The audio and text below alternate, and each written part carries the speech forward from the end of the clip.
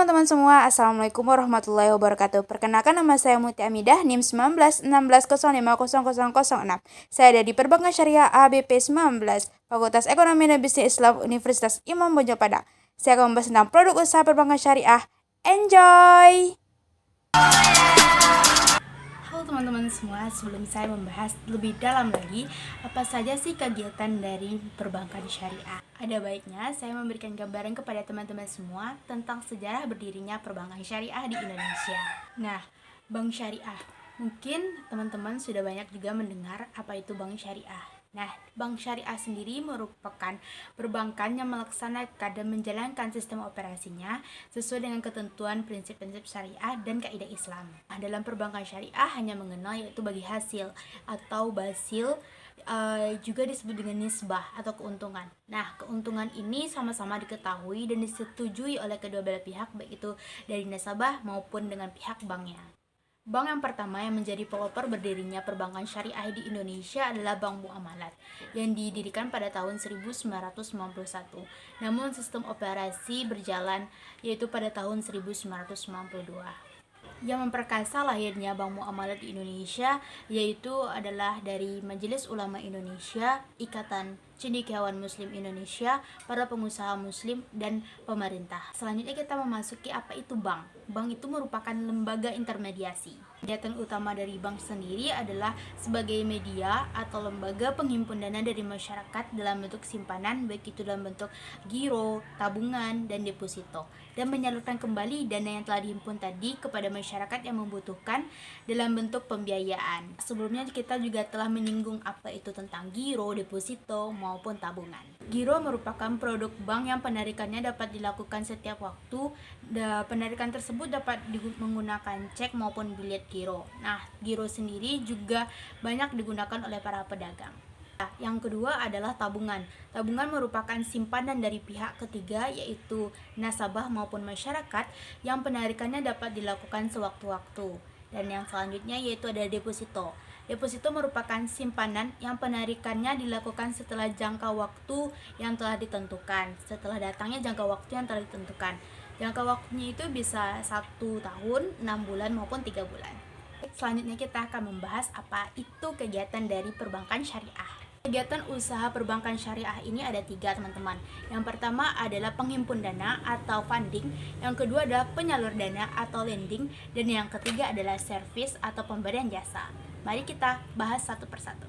Kegiatan usaha bank syariah yang pertama adalah sebagai penghimpun dana atau funding. Dalam proses penghimpunan dana atau funding ini terdapat 2 jenis akad. Yang pertama yaitu akad wadiah dan akad mudharabah. Nah, wadiah sendiri dikhususkan bagi nasabah yang hanya berniat untuk menyimpankan uangnya saja, karena dianggap bank sebagai tempat yang aman untuk menyimpan hartanya. Nah, akad wadiah ini bersifat titipan, di mana nasabah atau si pemilik modal ini tidak akan mendapatkan bagi hasil dari dana yang dititipkan kepada bank. Selanjutnya yaitu walaupun nasabah tidak mendapatkan bagi hasil, namun bank akan memberikan bonus. Namun bonus tersebut tidak diperjanjikan pada awal akad. Bonus tersebut hanya dilakukan dan diberikan oleh bank hanya kepada nasabah yang dianggap benar-benar pantas untuk mendapatkan bonus tersebut. Bentuk produk dari tabungan wadiah ini ada pada giro wadiah dan tabungan wadiah. Selanjutnya yaitu penghimpunan dana menggunakan akad mudharabah, di mana akad mudharabah ini bertujuan untuk jangka panjang sebagai sarana investasi. Nah, contoh dari produk dari akad mudharabah ini adalah tabungan mudharabah dan deposito mudharabah.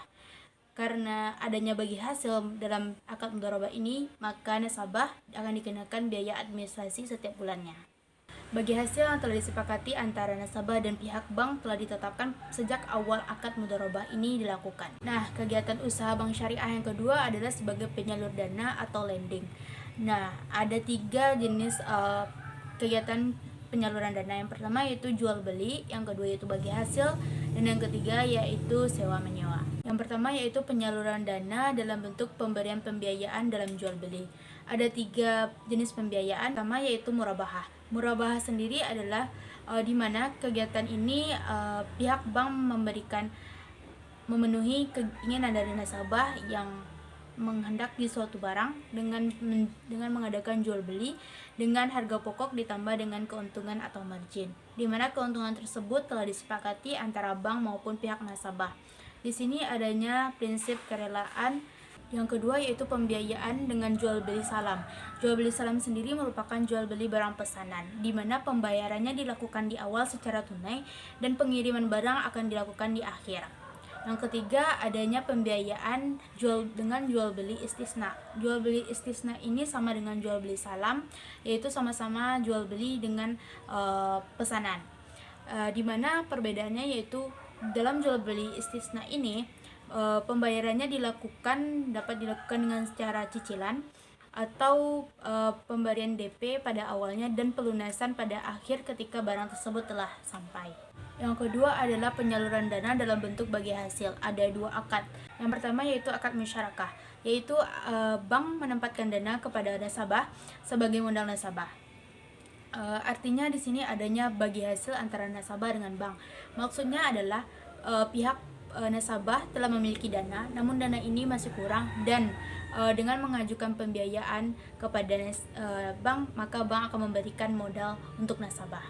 Nah, dalam keuntungan maupun kerugian akan ditanggung oleh kedua belah pihak, baik itu dari pihak nasabahnya sendiri maupun dari pihak bank. Kedua adalah pembiayaan mudharabah. Pembiayaan mudharabah ini adalah nasabah maupun pemilik modal yang disebut dengan sohibul mal mempercayakan dananya untuk dikelola oleh bank atau mudharib. Nah, nanti jika terjadi kerugian, jika kerugian tersebut disebabkan bukan karena kelalaian dari nasabah, maka pihak bank akan menggantinya. Yang ketiga adalah penyaluran dana melalui konsep sewa menyewa. Konsep sewa menyewa ini terdapat 2 jenis akad, yaitu ijarah murni dan ijarah mutahiyah bitamlik.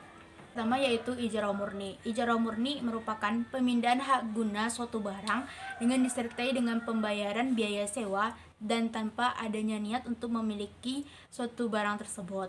Pihak bank akan mendapatkan keuntungan maupun hasil dari biaya sewa yang dibayar oleh nasabah yang menggunakan dan memanfaatkan barang tersebut. Nah, pertanyaan yang sering muncul adalah apakah bank mempunyai objek untuk disewakan tersebut?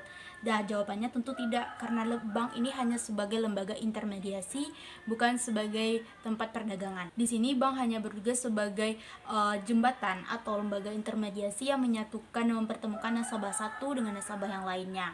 Lalu bagaimana caranya bank untuk memenuhi keinginan dari nasabahnya? Maka bank akan bekerja sama dengan pihak ketiga. Pihak ketiga ini akan membantu bank untuk memenuhi keinginan dari nasabahnya. Yang kedua adalah ijarah mutahiyah bitamlik atau IMBT. Ijarah mutahiyah bitamlik ini merupakan perjanjian sewa menyewa yang diakhiri dengan kepemilikan suatu barang tersebut. Mungkin sebelumnya nasabah telah mengajukan pembiayaan melalui akad murabahah, namun karena ada ketentuan dan syarat-syarat yang lain yang tidak dapat dipenuhi oleh nasabah, maka nasabah bisa menggunakan konsep sewa menyewa dengan akad ijarah mutahiyah bitamlik. Pada akhir masa sewa nanti, pihak bank akan memberikan opsi kepada nasabah, baik itu opsinya secara nisbah maupun jual beli. Opsi hibah ini diberikan jika harga sewa yang dibayarkan oleh nasabah pada waktu pembayaran sewa telah memenuhi target dan ekspektasi dari keuntungan bagi bank. Namun jika bank belum memenuhi dan mendapatkan ekspektasi dari keuntungan akibat barang yang disewakan kepada nasabah, maka bank akan menjual sisanya kepada nasabah tersebut, sehingga nasabah tersebut dapat memiliki kepemilikan terhadap barang tersebut. Usaha kegiatan bank syariah yang terakhir adalah pemberian servis atau pemberian jasa kepada nasabahnya. Terdapat 5 jasa yang diberikan dan ditawarkan oleh bank syariah kepada nasabahnya. Nah, apa saja sih jasa yang diberikan dan ditawarkan oleh perbankan syariah kepada nasabahnya? Yang pertama yaitu adalah wakalah. Wakalah ini merupakan konsep perwakilan dari pihak nasabah, seperti melakukan clearing, inkaso maupun transfer. Maka bank akan mempermudah nasabahnya. Yang kedua adalah pemberian jasa berupa kafalah. Kafalah ini merupakan penjaminan.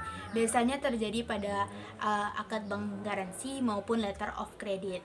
Yang ketiga adalah bank memberikan jasa sarf atau jual beli mata uang asing. Biasanya terjadi pada biasanya terjadi pada jual beli falas. Yang keempat adalah jasa rahan atau gadai.